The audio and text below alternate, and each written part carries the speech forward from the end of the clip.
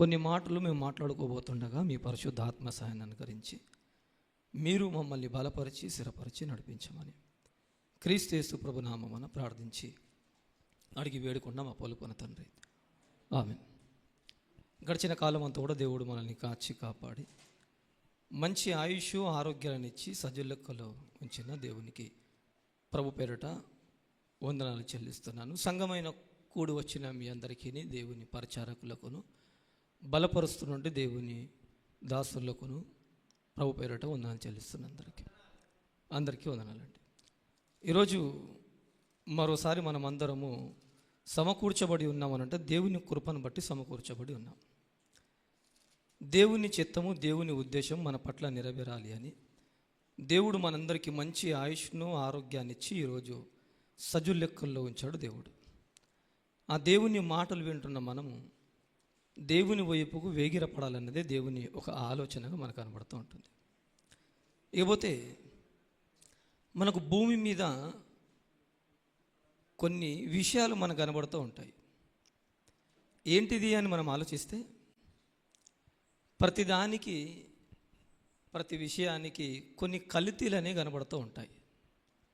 మనం వాడుతున్న సోపులు కానివ్వండి, లేదా మనం వాడుతున్నటువంటి నూనె వస్తువులు కానివ్వండి, ఇవన్నిటికీ ప్రతిదానికి ఒకటి భిన్నంగా మార్కెట్లో మనకు కనబడుతూ ఉంటుంది. డబ్బుల విషయములు కానివ్వండి, వీటన్నిటికీ మరొక ఆపోజిట్లో మనకు కనబడుతూ ఉంటుంది. ఒరిజినల్ కనబడుతుంది, చెప్పండి, డూప్లికేట్ అనేది కనబడుతూ ఉంటుంది. ఇంతకీ ఏది ఒరిజినల్ ఏది డూప్లికేట్ అనేది మనకు మైండ్కు అంత అందేదిగా మనకు కనబడదు. దాన్ని పరీక్షిస్తే లేదా దాని గురించి పరిశోధన చేస్తే కనబడుతూ ఉంటుంది.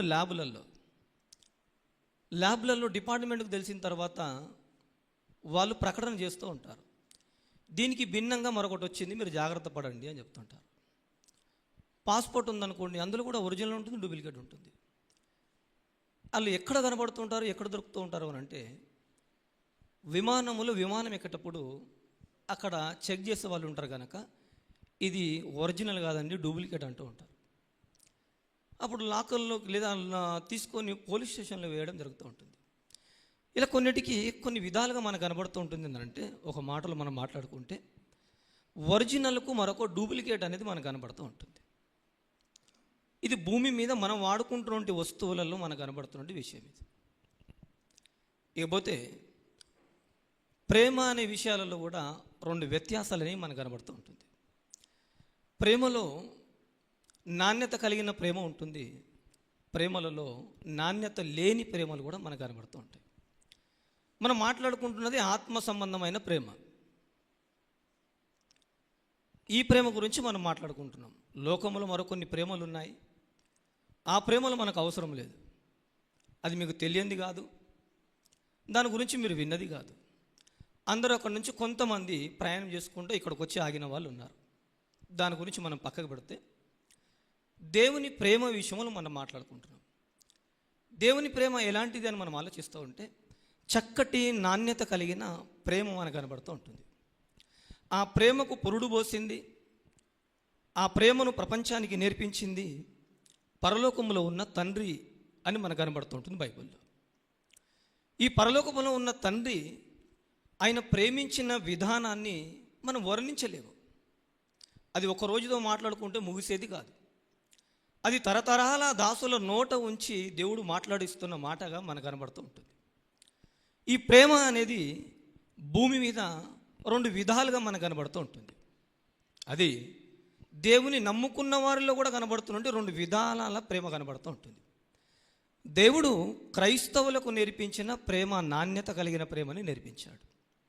అందులో ప్రేమ నాణ్యత లేని ప్రేమ కూడా చోటు చేసుకుందా అని ఆలోచిస్తూ ఉంటే ఒకదానికి మరొకటి భిన్నంగా ఉంటుందని ఎలా అయితే వింటున్నామో ప్రేమలో కూడా నాణ్యత ప్రేమకు మరో భిన్నమైన ప్రేమలు అనేవి కనబడుతూ ఉంటాయి.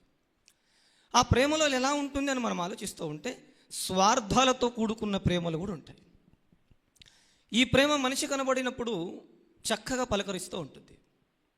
వాళ్ళ నవ్వు విధానము, ఆ ముఖంలో ఉన్న శైలి, వాళ్ళ ఆలోచనల విధానము చూస్తున్నప్పుడు మనకి ఎలా కనబడుతుందంటే పరలోకములో ఉన్న దేవుడు ఎలా అయితే ప్రేమిస్తున్నాడో ఈ వ్యక్తులు నన్ను అలా ప్రేమిస్తున్నారు అనుకోక తప్పదు. అలాంటి ప్రేమ కనబడుతూ ఉంటుంది. నిజంగా దేవుడు ప్రేమించిన ప్రేమ ఎలాంటిదో ఒకసారి మనం చూస్తే, ప్రేమకు మరొకటి ట్యాగ్ తగిలియాలి. దాన్ని పెదాలతో వచ్చే ప్రేమ కనబడుతూ ఉంటుంది, అంతరంగంలో నుంచి వచ్చే ప్రేమ కనబడుతూ ఉంటుంది. ఆ ప్రేమ క్రియను దాల్చాలి. అది నాణ్యత కలిగిన ప్రేమ అవుతుంది. ఆ ప్రేమ ఒంటిగా ఉంటే, నేను విశ్వాసం గురించి మాట్లాడాను, ఆ ప్రేమ ఒంటిగా ఉంటే అది విశ్వాసం ఒకవేళ క్రియను దాల్చకపోతే అది నాణ్యత కలిగిన ప్రేమ కాదు. అంటే ప్రేమ క్రియను దాల్చాలా అని అంటే బైబిల్ అంటుంది ప్రేమ క్రియను దాల్చాలి. ప్రేమ పెదాలతో వచ్చేది కాదు, ప్రేమ అంతరంగంలో నుంచి వచ్చేది కాదు. ఒకవేళ ఆ ప్రేమ ఒంటిగా మిగలకుండా ఆ ప్రేమకు క్రియను దాల్చాలా అని మనం ఆలోచిస్తూ ఉంటే, పరలోకములో ఉన్న తండ్రి ఆయన ప్రేమించిన ప్రేమను మనం చూస్తే వర్ణించలేనంత మనకు కనబడుతూ ఉంటుంది. చూద్దాం ఒకసారి యోహాను సువార్త. ఎప్పుడు మనం వినవచ్చినమే, కానీ మనం వింటున్నప్పుడు మన ఒక కొత్త విధానంగా మనకు కనబడుతూ ఉంటుంది. యోహాను సువార్త 3వ అధ్యాయము చూద్దాం. యోహాను సువార్త 3వ అధ్యాయము 16వ వచనంలో రాసిన మాట మనం చదువుకుందాం. 16వ వచనంలో రాసిన మాట చదువుకుందాం. దేవుడు లోకమును ఎంతో ప్రేమించెను. ఇది మనం ఆలోచిద్దాం. దేవుడు లోకమును ఎంతో ప్రేమించెను, ఎంతో ప్రేమించెను. దేవుడు లోకమును ప్రేమించెను అని కనబడుతుంది. ఈ మాట దేవుని అంతరంగంలో నుంచి వస్తుందా అని మనం ఆలోచిస్తూ ఉంటే, దేవుడు నాణ్యత కలిగిన ప్రేమ అంతరంగంలో నుంచి వస్తూ దానికి ఒక క్రియను దాలుస్తూ ఉన్నాడు దేవుడు. అంటే దేవుని ప్రేమ అంత ఉంటుందా అంటే దేవుని ప్రేమ వర్ణించలేమని మనం మాట్లాడుకున్నాం. అంటే అంత ప్రేమ విస్తారమైన ప్రేమ ఉంటుంది. అలా ప్రేమించాను అని అక్కడికే ఆపేసి వదిలేయలేదు.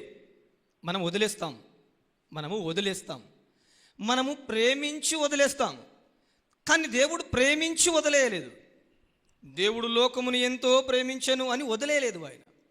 ఆయన మనని ప్రేమించాను అనడానికి కొన్ని రుజువులు మనకు కనబడుతూ ఉన్నాయి. ప్రకృతిలో కొన్ని వస్తువులు మనకు కనబడుతూ ఉన్నాయి. మనం ఉంటున్న ఈ భూమి కానివ్వండి, పైన ఉన్న ఆకాశం కానివ్వండి, ఆకాశంలో ఉన్న సూర్యుడు చంద్రుడు కానివ్వండి, నక్షత్రాలు కానివ్వండి, మేఘాలు కానివ్వండి, ఆకాశం అంతా ఆయన వశములో ఉంచుకున్న దేవుడు భూమి మీద మనుషులందరినీ ఎప్పుడు పంపించాడు అని అంటే, ఈ ప్రకృతి పూర్తిగా కంప్లీట్ అయ్యేంత వరకు దేవుడు ఆపి కంప్లీట్ చేసి మనిషిని భూమి మీదకి పంపించాడు. ఈ భూమి మనం అనుకున్నంత ఈజీగా రెడీ అయింది కాదు, తయారైనది మాత్రము కాదు. ఈ భూమి వెనకాల ఒక చరిత్ర మనకు కనబడుతూ ఉంటుంది. ఈ భూమి వెనకాల దేవుని సంకల్పం మనకు కనబడుతూ ఉంటుంది. ఈ పంచభూతాల వెనకాల దేవుని ఉద్దేశాలు మనకు కనబడుతూ ఉంటాయి. అలా ఇవన్నిటిని మనం మాట్లాడుకోవాలి అనుకుంటే 5 నిమిషాల్లో 10 నిమిషాల్లో అయ్యేది కాదు ఇది. దీని గురించి మనము ఆలోచించుకుంటూ బైబిల్ ముందు పెడుతూ ఉంటే నిజంగా దేవుడు ప్రేమించిన ఆయన ప్రేమ సంకల్పం పెదాలతో కాదన్నమాట, పెదవులతో కాదు అన్నమాట. అంటే దేవుడు ప్రేమించిన ఆయన సంకల్పం, ఆ ప్రేమకు దేవుడే క్రియలను దాల్చాడా అనంటే దేవుడే ఆయన క్రియలను దాల్చాడు అనడానికి రుజువులు మనకు బైబిల్లో కనబడుతూ ఉంటాయి. నిజంగా ఎంత ప్రేమించాడు అనంటే దేవుడు ఏకంగా అలిసిపోయి సృష్టిని చేసేంత వరకు ఆయన అంత ప్రేమించిన ప్రేమ. ఆయన ప్రేమించిన ప్రేమ ఎంతది అని మనం ఆలోచిస్తూ ఉంటే, ఆయన అలిసిపోయాడు మనల్ని ప్రేమించడం వెనకాల, అలిసిపోయేంత ప్రేమ కలిగి ఉన్నాడు దేవుడు. అంటే మన విషయంలో ఆయన అలిచిపోయేంత ప్రేమగా ప్రేమించాడా అనంటే, మనకు కనబడుతున్న ఈ ప్రకృతి అంతా కూడా ఆయన చేసిన వెనకాల ఆయన రెక్కల కష్టం ఉంది. ఆయన రెక్కల కష్టం ఏదైతే ఉందో మనల్ని ప్రేమించాడు అనడానికి నిదర్శనంగా కనబడుతూ ఉంటుంది. మనల్ని ప్రేమించాను అనడానికి నిదర్శనం కనబడుతూ ఉంటుంది. ఏది కూడా అంత ఈజీగా మన దగ్గరికి రాదు. మీరు చూడండి, ఒకవేళ రైతు కష్టపడకపోతే మన వరకు ధాన్యం అనేది రాదు. మనం షాపుకు వెళ్ళలేము, కొనలేము, వండుకోలేము, తినలేము. ఈరోజు చూడండి, డబ్బు విస్తారంగా ఉంది. డబ్బు తిని ఏ మనిషి అయినా బ్రతకగలడా అంటే ఎవరు బ్రతకలేరు. భూమిలో పండిన పంట ఏదైతే ఉందో దాన్ని తిని మనిషి బ్రతకాలి. అంతరిక్షములోనికి వెళ్ళినా, మరొక చోటుకు వెళ్ళినా, మరొక చోటుకు వెళ్ళినా, సముద్రపు ఆఘాతములోనికి వెళ్ళినా మనిషి భోజనము చేయకుండా ఏ మనిషి భూమి మీద బ్రతకలేడు. ఆ మనిషికి ఆహారాన్ని ఇస్తున్నది ఎవరు అని మనం ఆలోచిస్తూ ఉంటే, రైతు చెమట కార్చి ధాన్యాన్ని సమకూర్చి ప్రభుత్వాలకు అందిస్తూ ఉంటే, ప్రభుత్వాలు ప్రజలకందరికీ సరఫరా చేస్తూ ఉన్నారు వీళ్ళందరూ. ఆ రైతు కష్టపడుతున్న కష్టం వెనకాల ఎవరి ఆశీర్వాదం ఉంది, ఎవరి దీవెన ఉంది అని మనం ఆలోచిస్తూ ఉంటే, పరలోకములో ఉన్న దేవుని దీవెన, దేవుని ఆశీర్వాదం ఉన్నట్టు మనకు కనబడుతూ ఉంటుంది. ఆ దేవుడు పైనుంచి వర్షము కురిపించకపోయినా, ఒకవేళ ఎండ కొట్టకపోయినా, చలిగాలులు రాకపోయినా ఆ ధాన్యం అనేది విస్తారంగా పండదు అనే సైన్స్ లెక్కల ప్రకారం మనం చూడగలుగుతూ ఉంటాం. కానీ మనిషి డబ్బులతో బ్రతకలేడు, తినే ఆహారం ఉంటే మనిషి బ్రతకగలడు అని మనం ఆలోచిస్తూ ఉంటే, వాస్తవానికి బైబుల్ మనకు చెబుతున్నటువంటి లెక్కల ప్రకారంగా ఆయన కూడా ఎంత కష్టపడ్డాడు ప్రారంభములో అని మనం ఆలోచిస్తూ ఉంటే, లేనిది కలిగించడానికి దేవుడు అలిసిపోయి అంతగా ఆయన కష్టపడ్డాడు. చూద్దాం ఒకసారి ఆదికాండము, మళ్ళీ ఇక్కడికి వద్దాం. ఆదికాండము చూద్దాం, 2వ అధ్యాయము. ఆయన కష్టం చూడండి ఎలా వర్ణిస్తుందో బైబిల్. ఆదికాండము 2వ అధ్యాయము ప్రారంభ వచనంలో రాస్తున్న మాటను చదువుకుందాం. ప్రారంభ వచనంలో, ఆకాశమును భూమియు వాటిలోనున్న సమస్త సమూహమును సంపూర్ణము చేయబడను. దేవుడు తను చేసిన తన పని అంతటిలో ఏం చేస్తాడు? ఇప్పుడు చూడండి, ఈ 7వ దినమున సంపూర్ణము చేసి తను చేసిన పని అంతటిని 7వ దినమున విశ్రమించెను అని కనబడుతుంది చూడండి. అంటే ఆయన చేసిన ఏ పని అయితే ఉందో ఆ పనిని పరిశీలించిన దేవుడు ఏమంటున్నాడు అని అంటే, ఆ పని సంపూర్ణంగా చేశాడు. అది 7 రోజుల్లోనే పూర్తి చేశాడు అని కనబడుతుంది. చేసిన దేవుడు ఏమంటున్నాడు అని మనం ఆలోచిస్తూ ఉంటే, తను చేసిన పని విషయములో విశ్రమించెను అని కనబడుతుంది చూడండి. విశ్రాంతిలోనికి వెళ్ళిపోయాడు అని చెప్తుంది.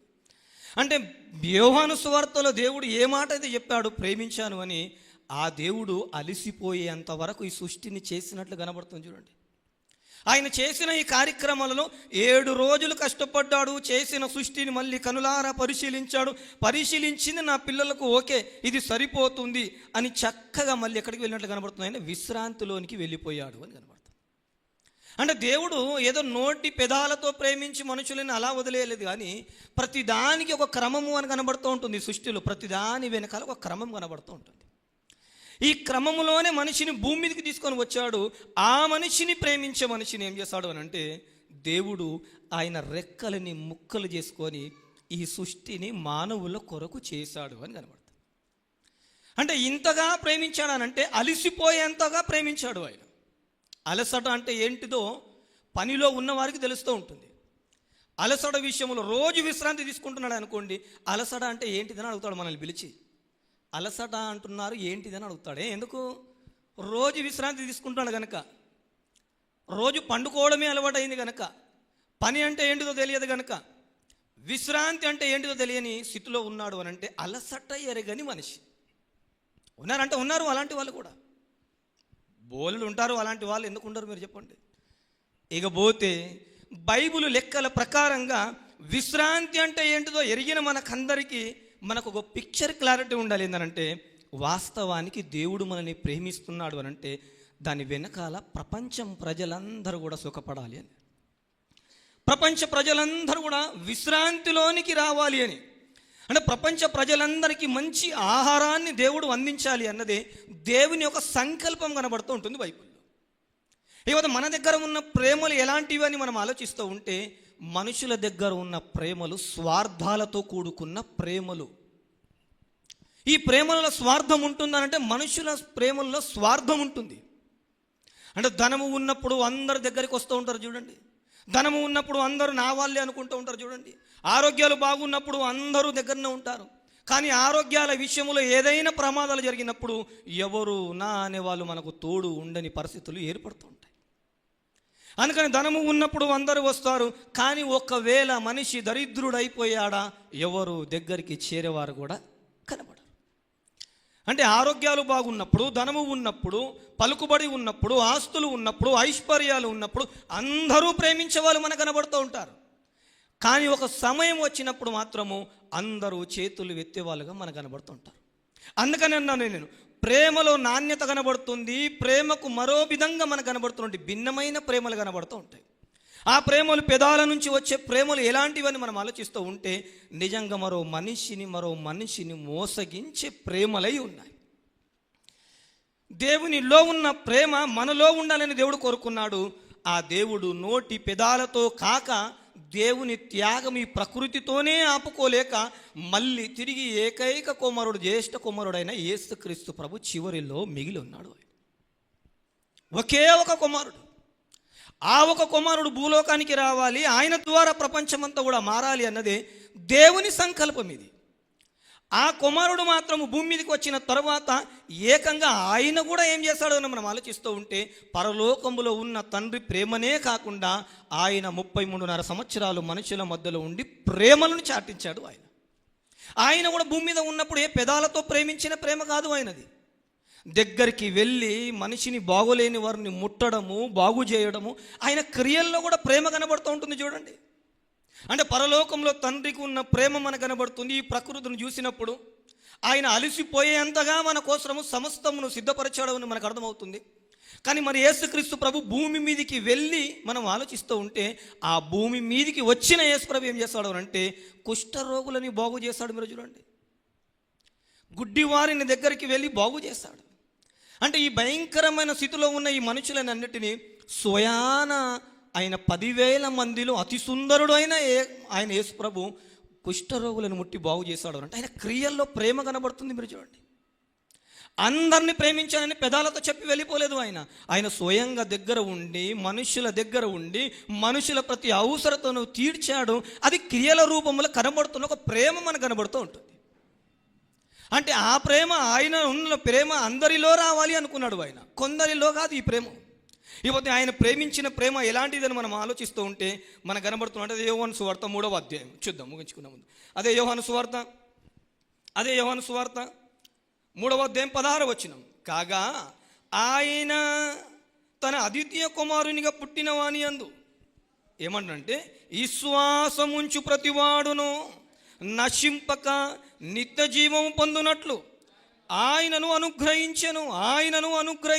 చూడండి, త్యాగాలపైన త్యాగాలు కనబడుతూ ఉన్నాయి. అంటే ప్రేమలో త్యాగాలు కనబడాలి. అంటే ప్రేమలో త్యాగాలు కనబడాలి. ప్రేమలో త్యాగాలు లేకపోతే దాన్ని ప్రేమ అని అనరు, స్వార్థము అని అంటుంటారు దాన్ని. అంటే స్వార్థాలతో కూడుకున్న ప్రేమలు ఉంటాయనంటే స్వార్థాలతో కూడుకున్న ప్రేమలు కనబడుతూ ఉంటాయి. కానీ ఇక్కడ త్యాగాలతో కూడుకున్న ప్రేమలు మనకు కనబడుతున్నాయి. అంటే త్యాగాలతో కూడుకున్న ప్రేమలు విలువైనయా అని అంటే బైబుల్ అంటుంది చాలా విలువైనవి. అందుకని దేవుడు లోకమును ఎంతో ప్రేమించిన దేవుడు అంటున్నాడు, నిజంగా అంత అపురూపమైన ఆయన ప్రేమను మరవజలమా అని అంటే మరవలేము అని కనబడుతుంది. చూడండి, 1 యోహాను పత్రిక చూద్దాం, మంచి మాట ఉంటుంది ముగించుకున్న ముందు. 1 యోహాను పత్రిక 4వ అధ్యాయము 1 యోహాను పత్రిక 4వ అధ్యాయము 9వ వచనం చదువుకుందాం.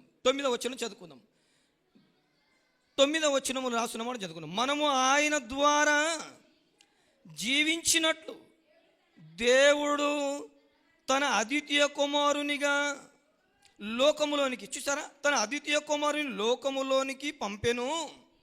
దీని వలన దేవుడు మన ఎడల ప్రేమ ప్రత్యక్షపరచబడెను అని చెప్తున్నాడు. చూడండి, అదేమంటున్నాడు, తన అద్వితీయ కుమారుని లోకములోనికి పంపెను, ఆయన ప్రేమ ఎట్టిదో మనము తెలుసుకొనుచున్నాము. అంటే ఆయన ప్రేమ ఎలాంటిదని చెప్తున్నాడు అంటే ఈ లోకములోనికి తన అద్వితీయ కుమారుణ్ణి లోకములోనికి పంపాడు. ఆయన ప్రేమ ఎంత గొప్పది అని చెప్తున్నాడు. ఆయన ప్రేమ పెదాలతో విడిచిపెట్టలేదు, కానీ ఏకంగా కుమారుణ్ణి త్యాగం చేసిన ప్రేమ కనబడుతుంది. చూడండి, ఆయన అలసిపోయాడు. ప్రారంభంలో అలసిపోయిన దేవుడు భూమి మీద మనుషులందరూ చెడిపోయిన మనుషులని మళ్ళీ బాగు చేసుకోవడానికి మళ్ళీ ఆయన దగ్గర ఉన్న గర్భఫలమైన యేసుక్రీస్తు ప్రభు అనగా ఆయన పరలోకంలో ఉన్న లోకరక్షకుడైన యేసుక్రీస్తు ప్రభుని ఈ లోకానికి పంపి ఆయన ఏం చేస్తాడు అంటే మళ్ళీ మనుషులకు ప్రేమను చిగురింపజేయాలనే ఆలోచనలో దేవుడు వచ్చినట్లు కనబడుతుంది. చూడండి, నిజంగానే మన ఇళ్ళల్లో ఎవరైనా పిల్లలు ఉన్నారనుకోండి, ఎవరైనా త్యాగాలకు ఇస్తారా అని అంటే ఇస్తామా మన పిల్లల్ని?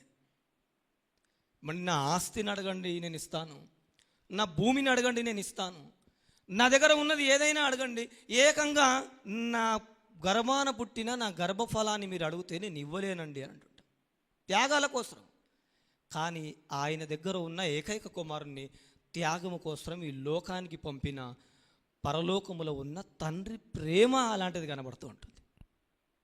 నిజంగానండి, ఒక మనిషి మనల్ని ప్రేమిస్తున్నాడు అనుకోవడానికి సరైన టైములో సరైన క్రియలు లేవనుకోండి, ఆ మనుషులవి నిజంగా ఆ మనిషి మనల్ని ప్రేమించడం లేదు అని కన్ఫర్మ్ అయిపోతూ ఉంటుంది. నేను కన్ఫర్మ్ అవుతుంది. కానీ ఆ క్రియలు దాల్చిన ప్రేమ ఎప్పుడైతే ఉంటుందో నిజంగా ఈ మనిషి నన్ను ప్రేమిస్తున్నారు అనడానికి అర్థమవుతూ ఉంటుంది. చాలామంది ఆ ప్రేమల్లో మోసపోయే వాళ్ళు కనబడుతుంటారు చూడండి. ఆత్మహత్యలు చేసుకునే వాళ్ళు కొందరు కనబడుతుంటారు, చెరువులో దుంకి చనిపోయే వాళ్ళు కొందరు కనబడుతూ ఉంటారు, మాటల చేత మబ్బెపెట్టి మోసగించే వాళ్ళు కనబడుతుంటారు. మీరు చూడండి, అప్పుడప్పుడు కొందరు మాట్లాడుతుంటారు, ఏమంటే మీరు చాలా అందంగా ఉన్నారండి, మీరు నవ్వుతే చాలా అందంగా కనబడుతున్నారు. అబ్బో, ఆకాశములు ఎగిరిపోతూ ఉంటారు అప్పుడు వాళ్ళు. నిజంగానే అంత అందంగా ఉంటానా?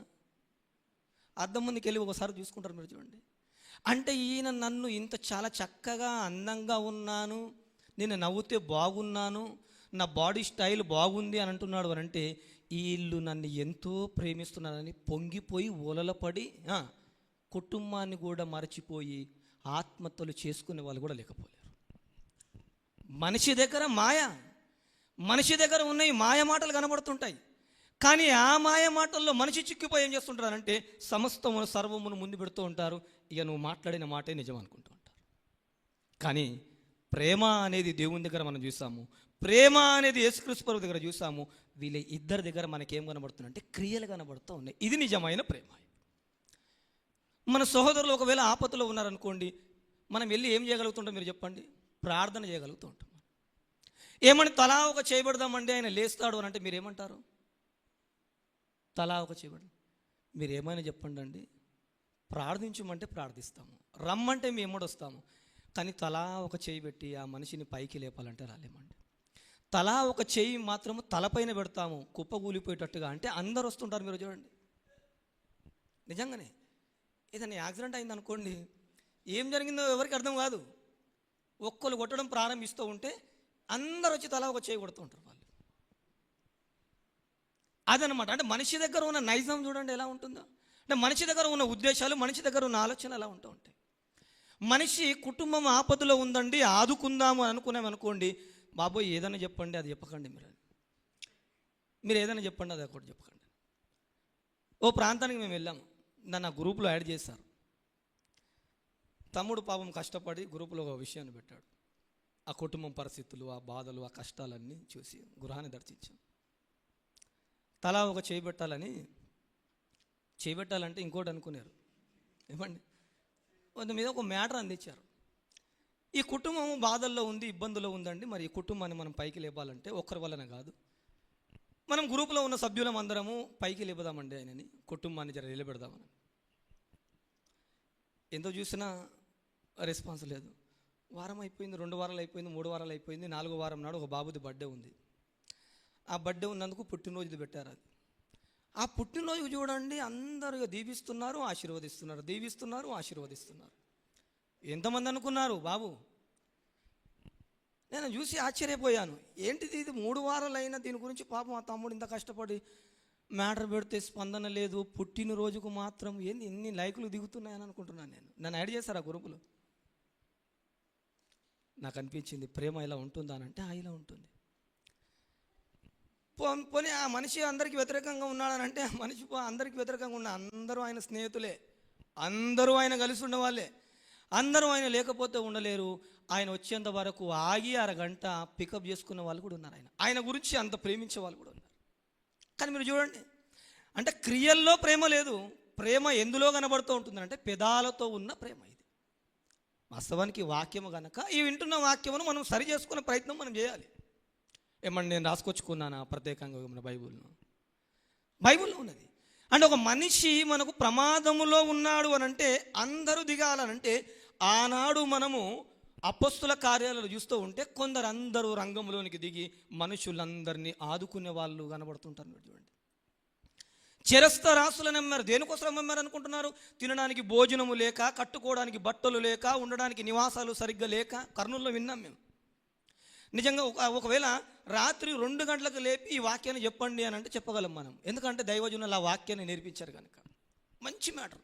చిరస్థరాస్తులు నమ్మి అపొస్తల పాదాల దగ్గర పెట్టారు అని అంటే, ఆస్తులు నమ్మి ఆనాడు పాదాల దగ్గర ఎందుకు పెట్టారు అని అంటే, సమకాలికులందరినీ నిలబెట్టుకోవాలనే ఆలోచన కలిగి ఉన్నవారు ఆనాటి అపొస్తలు. ఆనాడు ఉన్న విధానం అలా కనబడుతూ ఉంటుంది. కానీ నేడు ఉన్న విధానంలో మీరు చూడండి, నేడున్న విధానంలో మేము బాగుంటే చాలు, ఎవరితో మాకెందుకు అన్నట్లు కనబడుతూ ఉంటుంది సమాజం అంతా కూడా. మీరు లేరేమో, సమాజంలో అలా ఉన్నవాళ్ళు కోట్లు మనకు కనబడుతూ ఉంటారు, కోకోలుగా మనకు కనబడుతూ ఉంటారు. కానీ సమాజానికి అందరికీ దేవుడు ఏమన్నాడు అంటే, సహోదరుల ఐక్యత కలిగి నివసించుట ఎంతో మేలు, ఎంతో మేలు. కానీ మనల్ని బట్టి ఎవరికి మేలు కలుగుతుంది అన్నది మనకు ఒక ప్రశ్న. మనల్ని బట్టి ఎవరికి మేలు కలుగుతున్నది అన్నది ఒక ప్రశ్న. కానీ మనల్ని బట్టి ఒకరికి కీడు జరగకపోయినా పర్వాలేదు, కానీ మరొకరికి మనము మేలు చేసేవారుగా మనం ఉండాలి. మనం నేర్చుకుంటున్న విధానము, మనం వాక్యాన్ని వింటున్న విధానము, దేవుడు మనం నిలబెట్టుకున్న విధానము, దేవుడు ఒక మంచి సర్కిల్లో సంగమంలో మనం చేసి దేవుని ఒక మంచి ఉద్దేశంలో మనం నేర్పిస్తున్నప్పుడు మనం నేర్చుకుంటున్న ఏదని మనం ఆలోచిస్తూ ఉంటే, అబే గుంపులో గోయింది అన్నట్లు ఉంటాం మనం. రావాలి, చెప్పండి, వినాలి, వెళ్ళిపోవాలి. వాస్తవానికి వాళ్ళ త్యాగాలను మనం చూస్తూ ఉంటే మనకు కనబడుతుంది. ఎవరి త్యాగాలు మనకు కనబడుతుంటాయనంటే, పరలోకములో ఉన్న తండ్రి త్యాగము క్రియలో కనబడుతుంది. పరలోకముల నుండి భూలోకానికి వచ్చిన యేసుక్రీస్తు ప్రభు త్యాగం మనకు కనబడుతుంది. ఆయన క్రియల్లో త్యాగం కనబడుతూ ఉంటుంది. మదర్ తెరెసా గారి గురించి మనకు అందరికీ తెలుసు. ఈరోజు సికింద్రాబాద్లో అంత పెద్ద విగ్రహాన్ని నిలబెట్టడానికి కారణం ఏందనుకుంటున్నారు మీరు చెప్పండి? తను ఉన్న దేశాన్ని వదిలిపెట్టి బీద దేశమైన మన దేశానికి వచ్చి ఎన్నో సేవలు చేయాలని ప్రభు ద్వారా ఆమె నేర్చుకున్న ప్రేమ సమాజానికి చాటి చెప్పింది. ఆమె కేవలము స్పీకర్గా మారాలన్న ఆమె ఉద్దేశం కాదు. మనుషులు వెనుకబడిన వాళ్ళందరి రోగులని బాగు చేయాలని ఒక సంకల్పం ఆమెలో కనబడుతూ ఉంటుంది. ఆ సంకల్పమే ఆమెలో క్రియల్లో ప్రేమ కనబడుతూ ఉంటుంది. చూడండి, ఆమె ప్రేమను ఈనాటి వరకు ప్రపంచవ్యాప్తంగా ఆమె గురించి మాట్లాడుకోని వాళ్ళు కాదు, చర్చించుకోని వాళ్ళు కాదు. అంటే మనుషులలో క్రియలు కనబడాలి, కానీ నోటి పెదాలతో ప్రేమించే ప్రేమలై ఉండకూడదు అని దేవుడు మనకు నేర్పిస్తున్న ఒక విషయం మనకు కనబడుతూ ఉంటుంది. అందుకని మనుషులందరూ రక్షింపబడడానికి ఆయన కుమారుని భూలోకానికి పంపాడు. పంపిన దేవుడు ఏమన్నాడు అంటే, ఈ ప్రేమ మీలో కూడా నేను చూడాలి అనుకుంటున్నాను అని చెప్తున్నాడు. ఆయన ఎవరిలో చూడాలనుకున్నాడు? ఆయన చెప్పండి, మన అందరిలో చూడాలనుకుంటున్నాడు ప్రేమ. కనుక ఈ మాటలన్నీ మన మధ్యలో ఉంచుకొని, నిజంగా ప్రేమ ఇంత గొప్పది అయినప్పుడు, నాణ్యత కలిగిన ప్రేమ మాలో ఎందుకు ఉండకూడదు, నాలో ఎందుకు ఉండకూడదు? ఆ ప్రేమ మరొకరికి ఉపయోగపడేటట్టుగా ఒక క్రియను దాల్చాలి కదా. ఆ ప్రేమను నేను జీవింపజేసి ఇతరులను ఆదుకునేటట్టుగా ఉండాలి కదా అనే ఆ ప్రేమ గురించి మనం ఎప్పుడు ఏం చేయాలి? మర్చిపోకుండా నెమరు వేసుకుంటూ ఉండాలి. కనుక మనకున్న ఈ సమయంలో మన ఈ మాటలన్నీ మధ్యలో ఉంచుకొని మనం ప్రార్థన చేసుకుందాం. మిగతా సమయము సంఘానికి అప్పచెప్పుదాము. అందరం మోకరిద్దాం, మోకలపైన ఉందాం, కళ్ళు మూసుకుందాం, ప్రార్థనలో విద్దాం, ప్రార్థనలో ఉందాం, ప్రార్థన చేసుకుందాం. దయగలిగిన మా దేవ, ప్రేమ కలిగిన మా తండ్రి, జీవాధిపతి, జీవం కలిగిన దేవ, నీకు వందనాలు చెల్లిస్తున్నాం. ప్రేమ భూమి మీద చక్కటి నాణ్యత కలిగిన మీలో ఉన్న ప్రేమ ఈ సృష్టి చేయడం వెనకాల మీ ప్రేమ కనబడుతుంది. ఆ ప్రేమనే అలసిపోయేటట్టుగా మీరు ఈ సృష్టిని చేశారు అని కనబడుతుంది తండ్రి. ఆ ప్రేమతో ఈ సృష్టితో సరిపెట్టుకోకుండా మీ కుమారుణ్ణి భూమి మీదకి మీరు పంపించి, మీ కుమారుని భూమి మీదకి పంపించి ఆయన త్యాగాల ద్వారా భూమి మీద ప్రేమను చాటించాలి అని మీరు కోరుకున్నారు తండ్రి. మీలో కనబడుతుంది త్యాగంతో కూడుకున్న ప్రేమ. మా రక్షకుడు మీ ప్రియకుమారునిలో కనబడుతుంది త్యాగాలతో కూడుకున్న ప్రేమ. మా జీవితంలో లేకపోయినందుకు మమ్మల్ని క్షమించమని మేము ప్రార్థిస్తున్నాం.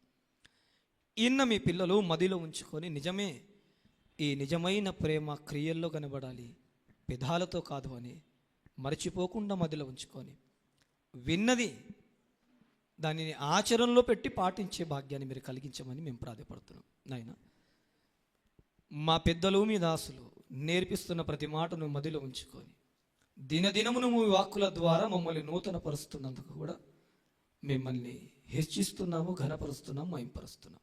ఈ చిన్ని ప్రార్థన మా ప్రభువు మా రక్షకుడైన క్రీస్తు యేసు ప్రభువు నామమున ప్రార్థించి అడిగి వేడుకున్నా మా పలుపన తండ్రి. ఆమేన్. అందరికీ వందనాలండి.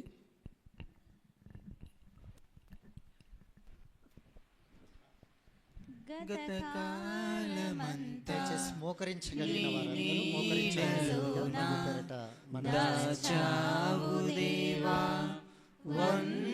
వందనం. కృప చూపినావు, కాపాడినావు, ఎలా తీర్చగలను నీ రుణం. పాడనా నీ కీర్తన, పొగడనా వేణోలనా. పాడనా నీ కీర్తన, పొగడనా వేణోలనా. వందనం యేసయ్యా, గనుడవు నీవయ్యా. వందనం యేసయ్యా, గనుడవు నీవయ్యా. దేవుడు తన వాక్యము ద్వారా మనకు తెలియజేసిన సంగతులను ఒకసారి మనం జ్ఞాపకం చేసుకొని దేవుడిచ్చినటువంటి ఒక మంచి అవకాశాన్ని ఆయనను స్తుతించటానికి, ఆరాధించటానికి, మహిమపరచటానికి దేవుడిచ్చినటువంటి యొక్క అవకాశాన్ని అందరము కలిసి మన హృదయపూర్వకంగా పరలోకపు తండ్రికి కృతజ్ఞతాస్తుతులు, స్తోత్రములు సమర్పిద్దాము. దేవుడు గత కాలమంతయు మనల్ని కాపాడి మరొక సంవత్సరంలోనికి దేవుడు మనల్ని నడిపి మొదటి మాసంలో మనల్ని నడిపిస్తున్నాడు. అందును బట్టి ఆ దేవాది దేవుడికి కృతజ్ఞతాస్తుతులు, స్తోత్రములు చెల్లిద్దాము. దేవుడు లోకాన్ని ఎంతగానో ప్రేమించాడు. లోకాన్ని ప్రేమించి దేవుడు మనకు కావలసినవన్నీ ఇచ్చాడు.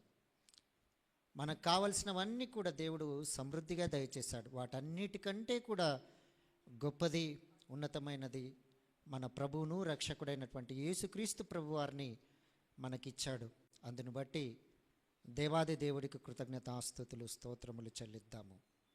దేవుని యొక్క ప్రేమ మనలో ఉండాలని దేవుని యొక్క చిత్తము, దేవుని యొక్క సంకల్పం కనుక మనము అలాంటి లక్షణము మనం కలిగి ఉండాలని దేవుని యొక్క మాటలను మన జ్ఞాపకం చేసుకుంటూ ఆ పరలోకపు తండ్రికి కృతజ్ఞతాస్తుతులు, స్తోత్రములు సమర్పిద్దాము. సహోదరులో నుండి ఒకరు సమయాన్ని తీసుకొని ప్రభుని ఆరాధించండి. మిగతా వారందరూ కూడా అందరూ కూడా కలిసి ప్రభుని స్తుతించండి. హృదయపూర్వకంగా ఒకరు సమయాన్ని తీసుకునండి, ఆరాధించండి.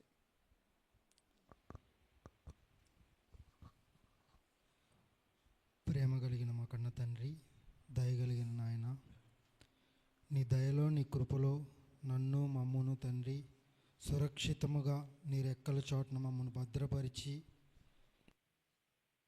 మీ సన్నిధిలో తండ్రి గడుపుటకు మాకు ఆయుష్ని, ఆరోగ్యాన్ని, మంచి వాతావరణాన్ని మాకు దయచేసిన మా కన్న తండ్రి నీకే స్తుతులు, స్తోత్రములయ్యా. నీ ప్రియకుమారుని యొక్క బలియాగాన్ని నెమరవేసుకోవటానికి తండ్రి సహోదరులముగా మేమందరము కూడి వచ్చుటకు మాకు ఇచ్చిన ఈ ధన్యతను జ్ఞాపకం చేసుకున్నటకు తండ్రి మీరు మాకు ఇచ్చిన సమయాన్ని బట్టి స్తుతులు, స్తోత్రములు చెల్లిస్తున్నాం తండ్రి. ఇదిగోయ్యా, నీ ప్రేమ మాలో చూడాలని తండ్రి మీరెంతో పరితపిస్తున్న విధానాన్ని బట్టి మీకు స్తుతులు, స్తోత్రములయ్యా. ఇదిగోయ్యా, నీ దాసుని ద్వారా మాకు తెలియపరిచారయ్యా. క్రియలు లేని ప్రేమ వ్యర్థమని తండ్రి, మేము క్రియలతో ప్రేమ చూపాలని చెప్పి మాకు తెలియచేశారు. అందును బట్టి స్తుతులు, స్తోత్రములయ్యా. అలాగే తండ్రి గడిచిన వారమంతయు తండ్రి నీ దాసుని చక్కగా వాడుకొని తండ్రి మా రక్షకుడైన యేసుక్రీస్తు వారి జీవిత గాథను తండ్రి మాకు తెలియపరిచారు. అందును బట్టి స్తుతులు, స్తోత్రములయ్యా. అలాగే తండ్రి బైబిల్ని ఎలా చదవాలి, ఎందుకు చదవాలని తండ్రి మీరు ఎంతో మాతో మాట్లాడి ఉన్నారయ్యా. అందును బట్టి కూడా మీకు స్తుతులు, స్తోత్రములు చెల్లిస్తున్నాం తండ్రి. మేము మా బ్రతుకులను కట్టుకొనుటకు తండ్రి మీ దాసుల ద్వారా మాకు అందిస్తున్న వర్తమానాలను బట్టి మీకు స్తుతులు, స్తోత్రములు చెల్లిస్తున్నాం తండ్రి. మా నీతి మా యోగ్యత అంటూ ఏమీ లేదయ్యా, మీ దయ మీ కృపే తండ్రి. అందును బట్టి కూడా స్తుతులు స్తోత్రములయ్యా. మా పొరుగు దేశాలు తండ్రి, మరి వాళ్ళు కాలు మోపుటకు కూడా ఇది లేక తండ్రి, మరి ఎంతో భయంకర పరిస్థితిలో ఉండగా తండ్రి, మేమైతే చక్కని వాతావరణంలో తండ్రి, మీ రెక్కల చాటున తండ్రి మిమ్మల్ని ఆరాధించుకున్నటకు, సంఘంగా సమాజంగా కూడుటకు తండ్రి, మమ్మల్ని అందరినీ సురక్షితముగా మా కుటుంబాలను అందరినీ మీ సన్నిధిలో నడిపించిన మీ ప్రేమను బట్టి మీకు స్తుతులు స్తోత్రములయ్యా. మేమైతే యోగ్యులమని కాదు కానీ మీ దయ మీ కృపే తండ్రి.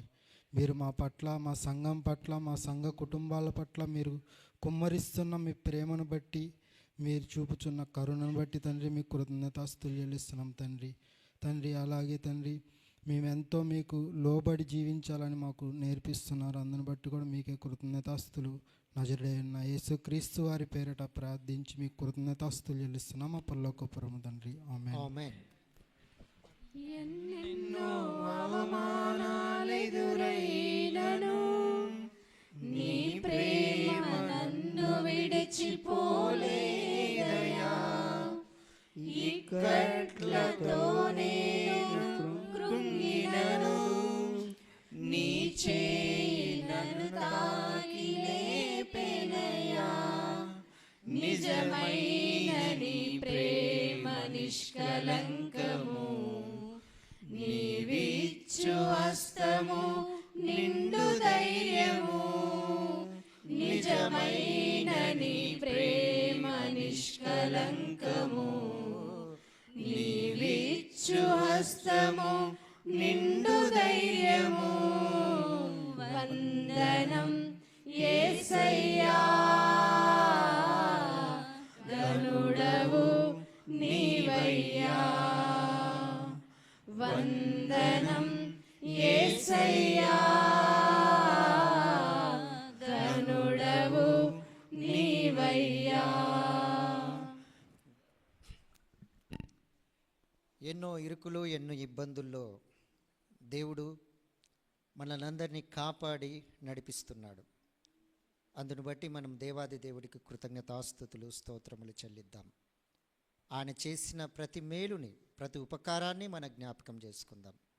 ప్రభుని ఆరాధించేటువంటి సమయంలో మనం అందరం ఉన్నాం కనుక ప్రతి మేలుని ఎన్నో మన జీవితాలలో దేవుడు చేసి నడిపిస్తున్నాడు. ఆయన నడుపుతున్నాడు కనుకే మనం ఇక్కడి వరకు రాగలిగాం.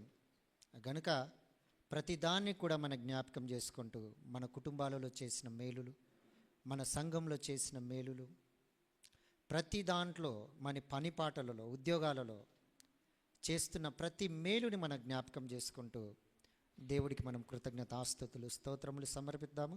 సహోదరి మనుల్లో నుండి ఒకరి సమయాన్ని తీసుకొని ప్రభుని ఆరాధించండి. మిగతా వారందరూ ఏకీభవిస్తూ ఎవరికి వారుగా ప్రభుని స్తుతించి మహిమపరచవలసిందిగా ప్రభు పేరిట మనవి చేస్తున్నాను. ఒకరి సమయాన్ని తీసుకున్నాను. ప్రేమగల పరలోకపు తండ్రి, జీవం గల ఆయన, అత్యంత కృపా కనికరుడైన నా గొప్ప దేవ, నా తండ్రి, ఈ సాయంకాల సమయంలో మీ పాద సన్నిధికి చేరి మిమ్మల్ని స్తుతించుటకు, మహిమపరచుటకు, ఘనపరచుటకు నా తండ్రి మీరు ఇచ్చినటువంటి ధన్యతను బట్టి మీకు ఎంతో వేలాది వేల కొలది కృతజ్ఞతాస్తుతులు స్తోత్రములు చెల్లించున్నాం నాయన. దయగలిగిన దేవ నా తండ్రి, ఈ లోకంలో ఉంటుండగా నా తండ్రి ఎన్నో భయంకరమైనటువంటి నా తండ్రి పరిస్థితుల్లో నా తండ్రి కొట్టుమిట్టాడుచున్నాను నా తండ్రి. మీరు మమ్మల్ని ఎంతో ప్రేమించి నా తండ్రి మీ యొక్క అపారమైన కృప చేత, ప్రేమ చేత, మీ యొక్క వాత్సల్యత చేత నా తండ్రి మమ్మల్ని కనికరించి కాపాడి నేడు ఈ స్థాయిలో ఉంచి నా తండ్రి మీ పాద సన్నిధిలో నిలబెట్టుకున్న విధానాన్ని బట్టి మీకు ఎంతో వేలాది వేల కొలది కృతజ్ఞతాస్తుతులు స్తోత్రములు చెల్లించున్నాం నాయన. దయగలిగిన దేవ, ఊహించలేనటువంటి నా తండ్రి అద్భుత ఆశ్చర్య కార్యాలు నా తండ్రి అనేక ప్రాంతాల్లో ఎన్నో భయంకరమైన పరిస్థితుల్లో కొట్టుమిట్టాడుచున్నటువంటి ఉపద్రవాలు సంభవిస్తున్నాను నా తండ్రి. ఏవి కూడా మా దరికి చేరకుండా నా తండ్రి మీ యొక్క కృపగల హస్తములతో నా తండ్రి మమ్మల్ని నడిపిస్తున్న విధానాన్ని బట్టి మీకు స్తోత్రములు చెల్లించున్నాను. దయగలిగిన దేవ నా తండ్రి, ఎన్నిక లేని మమ్మల్ని నా తండ్రి మీ యొక్క భద్రత అనుగ్రహించి మీ కౌగిలిలో నా తండ్రి మమ్మల్ని దాచి కనికరించి కాపాడుతున్న విధానాన్ని బట్టి మీకు స్తోత్రములు చెల్లించున్నాం నాయన. దయగలిగిన దేవ నా తండ్రి, అద్భుతకరుడా, ఆశ్చర్యకరుడా నా తండ్రి, గత సంవత్సరం అంతయు నా తండ్రి మమ్మల్ని కనికరించి కాపాడి ఈ యొక్క సంవత్సరంలో కూడా మమ్మల్ని ప్రవేశించి నా తండ్రి ఎన్నో పరిచర్యల ద్వారా నా తండ్రి ఎన్నో గొప్ప గొప్ప వాక్యాలను సందేశాలను నా తండ్రి విని మమ్మల్ని మేము బలపరుచుకున్నట్టుకు నా తండ్రి మీరు సిద్ధపరిచిన విధానాన్ని బట్టి మీకు స్తోత్రములు చెల్లించున్నాం నాయన. దయగలిగిన దేవా నా తండ్రి, ఇన్ని మేలు చేసిన నా తండ్రి మేము మీ ఇష్ట ప్రకారంగా నడుచుకునే విషయంలో ఎన్నోసార్లు తొట్టిల్లుచున్నాను నా తండ్రి. మీరు లేపుచున్న విధానాన్ని బట్టి మీకు స్తోత్రములు చెల్లించున్నాను. మీ కుమారుని ద్వారా నా తండ్రి మాకు అనుగ్రహించినటువంటి గొప్ప నా తండ్రి ఆనందాన్ని బట్టి, రక్షణ భాగ్యాన్ని బట్టి కూడా మీకే స్తుతులు స్తోత్రములు యేసు ప్రభుల వారి అత్యున్నతమైన నామమును బట్టి మీ పాద సన్నిధిలో సమర్పిస్తున్నాను తండ్రి. ఆమేన్. మాటలే ముల్లుగా మారిన వేళ దయచేసి అందరం లేచి నీ నిలబడదాం. మాట నన్ను పలకరించెనయ్యా,